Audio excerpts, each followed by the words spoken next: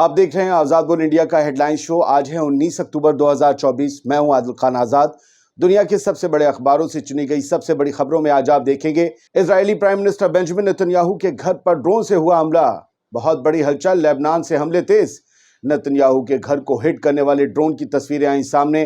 Fail हुआ iron डोम, हो रही फजीहत, नुकसान और घायलों के बारे में खबर हुई sensor. Supreme leader Ali Khamenei ने यही सिनवार को पेश की खिराज अकीदत, कहा रेजिस्टेंस हमेशा जिंदा रहेगा। जो बाइडेन के पास ईरान पर मुमकिना इजरायली हमले की पूरी डिटेल, ईरान की सीधी वार्निंग, कहा इजराइल के दोस्त भी चुकाएंगे हिसाब। और नॉर्थ गजा के जबालिया कैंप में भयानक तबाही, इजरायली बमबारी में 21 औरतों समेत 33 लोग शहीद। चलिए शुरुआत करते हैं बड़ी खबर से, और बड़ी खबर यही है जो अब से कुछ देर पहले हमारे सामने आई है कि एक ड्रोन जो लेबनान से कई ड्रोन्स के साथ आया था, उस एक ड्रोन ने जाकर Israeli prime minister Benjamin Netanyahu के उनके पर्सनल घर को हिट किया है। उस वक्त उनके घर में कहा तो ये जा रहा है कि कोई नहीं था, बीवी भी नहीं थी, नेतन्याहू नहीं थी। कुछ सोर्सेज कह रहे हैं कि नेतन्याहू वहीं पर थे, कल पार्टी शार्टी चली थी, इसके बाद अपने पर्सनल घर पर गए होंगे। फिलहाल उनके घर के बाहर बहुत ज़्यादा इस वक्त सिक्योरिटी और एम्बुलेंस दिख रही हैं। ऐसा क्यों है मुझे समझ में नहीं आ रहा, जब घर खाली था तो। नुकसान कितना हुआ है, कोई अंदर था जो जख्मी हुआ है, और ये क्या उसी बैरक की तरह कोई ड्रोन था जिसने अंदर जाकर 4-5 फौजियों को मार दिया था?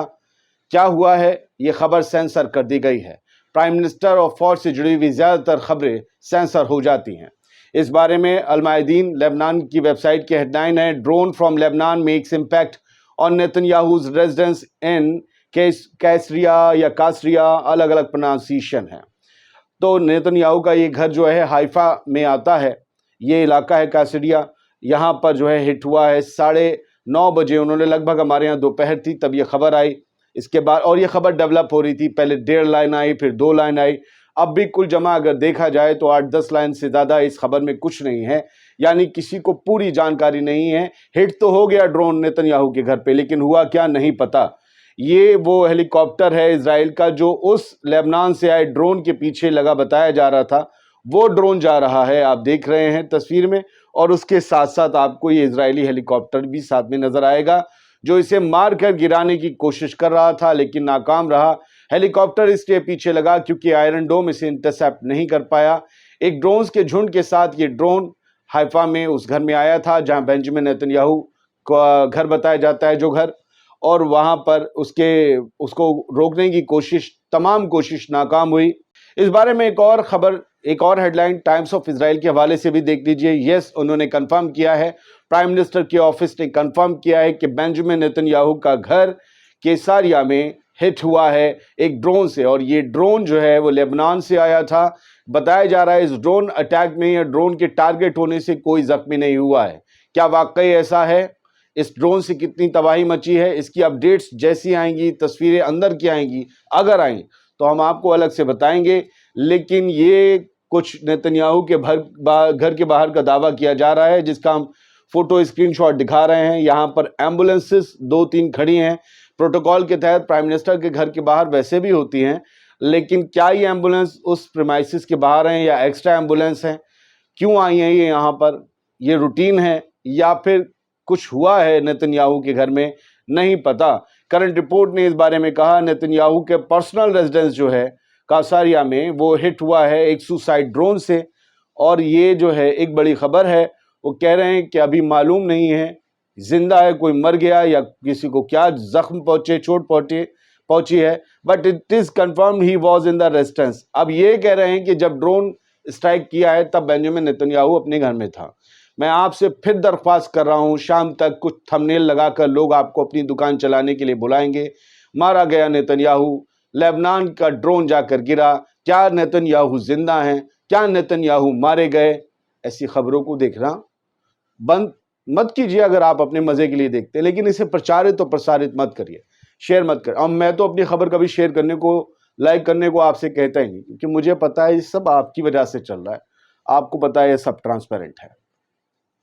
यमन के हाउथीज ने एक बड़ा हमला किया है। उन्होंने लाल सागर में एक जहाज को निशाना बनाया। याहिया सारी, जो कि मिलिट्री स्पोक्स पर्सन है यमनी आर्म फोर्सेस की, वो रात एक वीडियो लेकर रात में ही हाजिर हो गए और उन्होंने इस बात का ऐलान किया कि मेगालोपोलिस नाम का एक जहाज़ है جس کے اوپر ہم نے کئی ڈرون سے حملہ کر کے اسے تباہ کر دیا۔ یحییٰ سنوار کے مارے جانے پر بھی یمن کے ہاؤتھیز نے کہا ہے کہ غزہ کے ریزسٹنس موومنٹ، ان کے لیے ہمارا سپورٹ جو تھا، ہم نے جو اسرائیل امریکہ سے دشمنی لی ان کے لیے، وہ دشمنی ہمیں اور بڑھانے کا شوق ہے، ہم اپنے حملے بند نہیں کریں گے، غزہ فلسطینیوں کا ساتھ دیتے رہیں گے۔ عراقی ریزسٹنس موومنٹ نے بھی رات ڈرون حملہ کیا اسرائیل کے حیفا میں، اور یہاں یہ بتایا گیا، اور اس ڈرون کے ساتھ انہوں نے ویڈیو شیئر کیا، اس میں حسن نصر اللہ اور یحییٰ سنوار کا فوٹو جو آپ دیکھ بھی رہے ہیں، یہ رکھا گیا اور باقاعدہ ایک لیٹر ڈرونز کے ساتھ چسپا کر کے بھیجا گیا کہ یہ یحییٰ سنوار اور حسن نصر اللہ دونوں کی موت، دونوں کی شہادت کا بدلہ ہم آپ سے لیتے رہیں گے۔ اگر تم لوگ کو یہ لگتا ہے کہ تم چین پا جاؤ گے یا جیت جاؤ گے تو یہ تمہارا خواب ہے، ہم اس خواب سے تمہیں جگانے آ رہے ہیں۔ تو یہ سب کچھ تھا اس میں کچھ اپنے لفظوں میں بھی بتا دیتا ہوں۔ تہران نے بڑی وارننگ دی ہے، اٹ مینس ایران نے بڑی وارننگ دی ہے، اور ان سب کو دی ہے جو اسرائیل کی مدد کر رہے ہیں۔ دراصل ایک تھوڑی دیر پہلے خبر آئی پچھلی رات کہ ساری خبریں لگا نہیں پاتے، جو بائیڈن نے کہا ہے کہ مجھے پتا ہے اسرائیل کس نیچر کا حملہ ایران کے اوپر کرنے جا رہا ہے، کتنا بڑا ہوگا، کیا کچھ کہاں وہ ہٹ کرے گا، ہمارے پاس پوری ڈیٹیل آ گئی ہے۔ اسی کو لے کر ایران کے فارن منسٹر جو کہ بڑے تلخ ہیں، انہوں نے سیدھا بیان جاری کرتے ہوئے وارننگ دی امریکہ ان تمام ممالک کو جو اسرائیل کے ساتھ گلبیاں کر رہے ہیں۔ عباس اراغچی نے اپنی وارننگ ایشو کرتے ہوئے یونائٹڈ اسٹیٹس کے پریزیڈنٹ جو بائیڈن کو سیدھی جو ہے وہ ایک ٹکر دے دی ہے، یا سیدھا اشارہ دے دیا ہے، بچے گا کوئی نہیں۔ انہوں نے کہا کہ اینی بڈی ود نالج اور understanding of how and when Israel was going to attack Iran and or providing the means and the backing for such folly should logically be held accountable. حساب دینا ہوگا accountable for any possible casualty. اراغچی نے یہ x پر لکھا کہ وہ جسے پوری نالج ہے، ساری معلومات ہے کہ کس طریقے سے اسرائیل ایران پر اٹیک کرنے جا رہا ہے، وہ جو اس اٹیک میں یا تو اسرائیل کے ساتھ کھڑے ہیں یا پیچھے سے مدد دے رہے ہیں، وہ یہ سب جان لیں کہ انہیں ان کے ساتھ حساب چکتا کیا جائے گا اگر یہ حماقت ہو گئی۔ آپ کو خالی ہاتھ جانے نہیں دیا جائے گا، انعام بھرپور آپ کو بھی ملے گا۔ حماس کے پولیٹیکل بیورو کے چیف یحییٰ سنوار نہیں رہے، پرسوں وہ مارے گئے، کل رات کنفرمیشن 24 گھنٹے کے بعد، اس سے بھی زیادہ بات کر ہی دی حماس نے۔ اب جو سپریم لیڈر ہیں ایران کے آیت اللہ خامنئی صاحب، انہوں نے اپنی خراج عقیدت پیش کی ہے، اور ان کی جو فیملی ہے یحییٰ سنوار کی، ان سب کو جو ہے کانڈولنس دیا ہے، ان کا حوصلہ بندھایا ہے۔ ساتھ ہی انہوں نے یہ کہا کہ حماس ول ریمین الائیو، یعنی حماس ہمیشہ زندہ رہے گا، یحییٰ سنوار ہوں یا کوئی اور کیپٹن ہو، اس کا لیڈر ہو، ان کے مارے جانے سے ایک موومنٹ نہیں رکتا۔ Hamas is alive and will stay alive, یہ کہا کہ حماس زندہ ہے اور ہمیشہ زندہ رہے گا، ہمیشہ قائم رہے گا۔ اور انہوں نے ایک بات جو نیچے کہی کہ حماس اسی طرح رہے گا جیسے شیخ احمد یاسین، فاتح شقاقی، رنتیسی اور اسماعیل ہانیہ کے بعد بھی، ان کی شہادتوں کے بعد بھی زندہ رہا، ویسے حماس اب بھی کام کرے گا۔ یحییٰ سنوار کے ختم ہو جانے سے کوئی موومنٹ، کوئی سوچ، کوئی ارادہ، کوئی مقصد ختم نہیں ہو جاتا، اور ان کے اس مقصد میں ہم ان کے ساتھ ہیں۔ پیلسٹینین اتھارٹی کی جو PLO ہے، پیلسٹینین لبریشن آرگنائزیشن، اس کے جو پریسیڈنٹ ہیں محمود عباس، جن کے بارے میں آپ جاننا چاہتے ہیں وہ ویسٹ بینک میں کیا کر رہے ہیں، کیوں فلسطینیوں کے لیے، اپنے لوگوں کے لیے نہیں بولتے، انہوں نے جو ہے خراج عقیدت پیش کی ہے یحییٰ سنوار کو، دکھ منایا ہے باقاعدہ اپنے لوگوں کے ساتھ، اور اس کو اسرائیل کے اخبار دا ٹائمز آف اسرائیل نے ہیڈ لائن بنایا ہے۔ انہوں نے جانکاری دی کہ PLO نے مارٹیڈم، شہادت کو جو ہے کوٹ کیا ہے، یہ تو کلنگ کہتے ہیں یحییٰ سنوار کی۔ حماس کے چیف سنوار کی شہادت کو ان لوگوں نے سلام کیا، ان کا دکھ منایا، خراج عقیدت پیش کی، اور انہیں ایک گریٹ نیشنل لیڈر بتایا۔ PAA نے، پیلسٹینین اتھارٹی نے، گریٹ نیشنل لیڈر یحییٰ سنوار کو۔ تو پھر گریٹ نیشنل لیڈر تھے تو آپ لوگ سب لوگ مل کے کیوں نہیں رہتے؟ ادھر الگ ہیں، اس موقع پر بھی سب الگ الگ ہیں۔ یہ بھی بتایا اس اخبار نے کہ ترکی کے جو پرائم منسٹر ہیں، پریسیڈنٹ نہیں، پرائم منسٹر، انہوں نے بھی خراج عقیدت پیش کی۔ یحییٰ سنوار کو بہت سے لوگ آتنکوادی مانتے ہیں، امریکہ مانتا ہوگا، हमारे भारत में नहीं माना जाता, लेकिन भारत का मीडिया मुसलमान नाम लगते ही आतंकवादी लिखने लगता है। मैं एक बात ये जानना चाहता हूं कि जब अंग्रेज़ों से हमारे लोग लड़ रहे थे अपनी ज़मीन के लिए, जो ज़मीनें, जो शहर और गांव अंग्रेज़ों ने कब्जा लिए थे, तब हम क्या थे? हमें अंग्रेज़ों के खिलाफ लड़ाई में उसे क्या कहा जाना चाहिए? आज का मीडिया उन्हें स्वतंत्रता सेनानी लिखता है, और तब भी लिखता था। फ़लस्तीन का इतिहास जिन्हें नहीं पता, ये बड़े बड़े चैनल्स और वेबसाइट्स जहां मैं काम कर चुका हूं, जानता हूं कि 10-10, 12 हज़ार में नए नए लड़के आने लगे, जिन्हें ये तक नहीं पता कि टॉप बैंड कैसे लिखा जाता है, वो पूरी खबर लिखने लगे। मेरा उनसे कहना है कि पता करो रेजिस्टेंस मूवमेंट क्या है।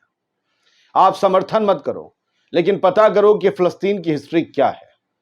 आप पता करो किसने किसकी ज़मीन कब्जाई थी। आप पता करो कि रेजिस्टेंस मूवमेंट्स की नींव क्यों पड़ी, ऐसे मूवमेंट्स की नींव क्यों पड़ती है, इसके बारे में स्टडी करने की ज़रूरत है। सिर्फ मुसलमान नाम लिखकर, आप देखकर आतंकवादी लिख दोगे तो कल नंबर आपका भी आएगा। इस बात से आप बिल्कुल भी, ऐसा कहते हैं ना कि गाफिल मत रहिए कि आपका नंबर नहीं, आपका भी आएगा। ऐसा आपको भी लिखा जाएगा, क्योंकि आपसे निस्बत या आपके जैसे नाम वाले ज्यादा उधम कर रहे हैं इस वक्त। ध्यान रखिए, वेस्टर्न प्रोपेगेंडा का शिकार मत होइए। खबर को खबर की तरह लिखिए, ना नेतन्याहू को गाली दीजिए, ना सिनवार को। जो बाइडेन का एक बयान है, जरा सुनिएगा। कह रहे हैं कि इजराइल और लेबनान के बीच सीजफायर ईजियर है बनिस्बत गजा में सीजफायर के। यानी गजा जो तबाह हो गया, यहिया सिनवार जो उनके नेता अब रहे भी नहीं, वहां अब भी सीजफायर मुश्किल है। लेबनान में आसान है, क्योंकि गजा के लिए प्लान सिर्फ सीजफायर नहीं है, कुछ अलहदा है, कुछ अलग है। आप सब भी तो समझते होंगे। नॉर्थ गजा इस वक्त सबसे ज्यादा बुरे इजरायली हमले झेल रहा है।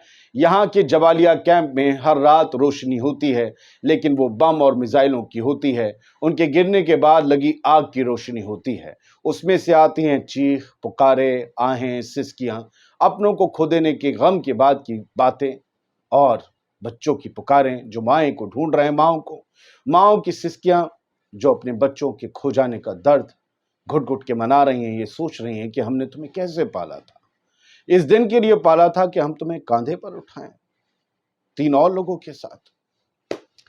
Extermination and genocide in Jabalia as Israel retains west backing. Israel को लगातार वेस्ट की बैकिंग मिल रही है, और वो लगातार एक्सटर्मिनेशन और जेनोसाइड को अंजाम दे रही है जबालिया रिफ्यूजी कैंप में।